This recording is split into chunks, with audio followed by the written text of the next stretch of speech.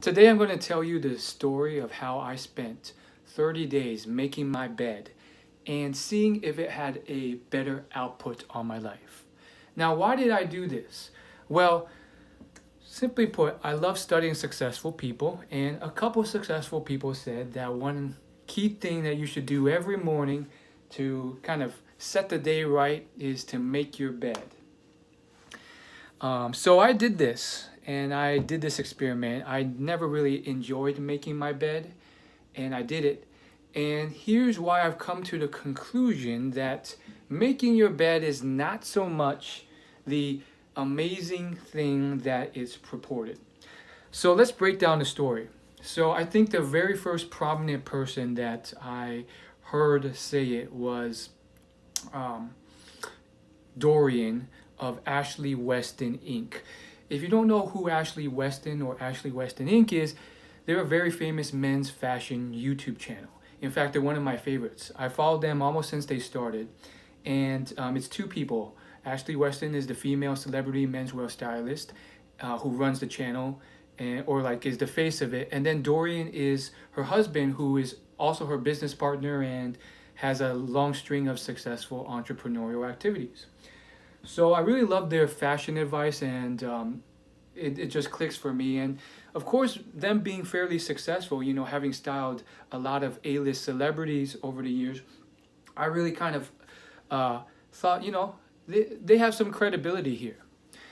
And, already going into it, when I first heard him say it, there was some skepticism. But, that's part of the game.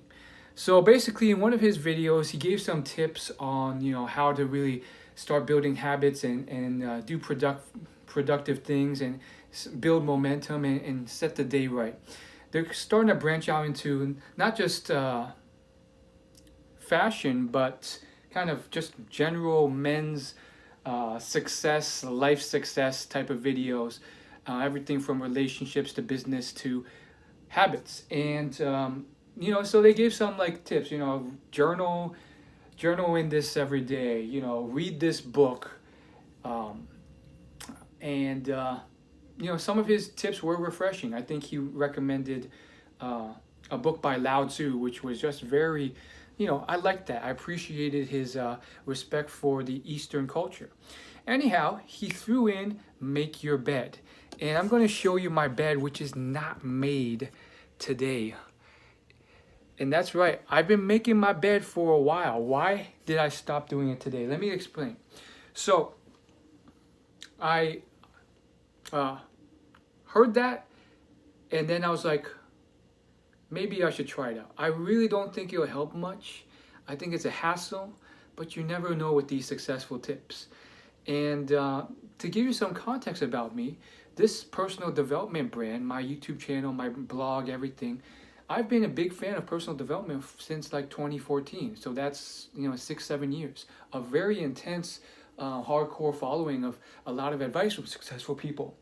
Unfortunately, there's so much advice, so much conflicting advice, and a lot of minor advice that these people kind of spew out of their mouth. If you were to do every single thing they recommended, it would be ridiculous. I mean, there's like 30, 40, 50 different things. I wrote a whole blog post about it a few years ago, just kind of complaining and kind of concluding my article by saying that most of these tips are just very low impact. I mean, think about it. There's meditation, there's flossing, there's cold showers, there's different green juices, there's all sorts of crap, yoga. You even have like entrepreneurs saying like yoga is the best thing. There's Jeff Walker, a big internet entrepreneur, and some of his like friends. They heard this one saying by a yoga teacher. Do yoga once a week, it'll change your body. Do yoga once a day, it'll change your life. And so they latched onto that, and then now they're telling everyone yoga is the key to success. I mean, come on, man. Is that really true, or is it just another marketing phrasing that gets people hooked? And so basically I was like, let's just experiment. This is going to be a hassle to do, but let's see what's going to happen here. And essentially he explained that the reasoning behind it is that it builds momentum. Once you make your bed, you feel like you've already gone off to a good start. You've already accomplished something great, and you're off to the races. Now, unfortunately, just based on my personality, I never really liked things that just constantly reverted to the messy state. This includes laundry, dishes, all this stuff, steaming and ironing, all this stuff that you clean and then it gets dirty again on a recurring basis. It's almost like, the work I did gets reverted. So I never really liked that, but I was like, I'm going to try this out. And I would say for like the first couple of months, it was on and off. It's not easy to build a habit, and not every day I was able to do this. Now keep in mind, not all of us are like the extreme minimalist YouTubers like Matt D'Avella, who can go like 60 days without eating sugar, cold turkey with no training and prep and like a messy baseline before that. Not all of us can do that. So of course, us being normal people, we had those moments. So, there's some days I wouldn't do it, and then some days I did. And then there are days I did it, and then I was on this video call, and I was told, dude, make your bed. And I thought I had made my bed, and apparently to them it looked like I still hadn't. So that had me, work on it even more. It turns out, I had to Google and define what exactly does it entail to make a bed. Like how do you define making a bed? Make a bed? Like, what does that mean? The bed is already made, literally speaking. So ultimately, I came to the basic idea that a bed is made when, and I'll show you here. The bed is made when, and this is just my conclusion, you have the pillows on top. They're covered all the way with the pillow cover. They're stacked neatly. And then the sheets here, cover the entire bed, so they're not like leaving the bed exposed. The sheets cover the bed entirely, like so. And then you kind of tuck the top here. And of course, there's obviously nuanced definitions of making your bed based off if you're working for a hotel company and they want it to be very fancy and you want to fold the top sheet but not the bottom. But for me, I felt like, as long as it kind of looked nice, and you pulled it out, it was making your bed. So I attempted to build this into a habit, and after a couple months I started to get into a good routine. Now you're probably wondering, like, why did these things change? Why did you come to a conclusion that making your bed isn't that great?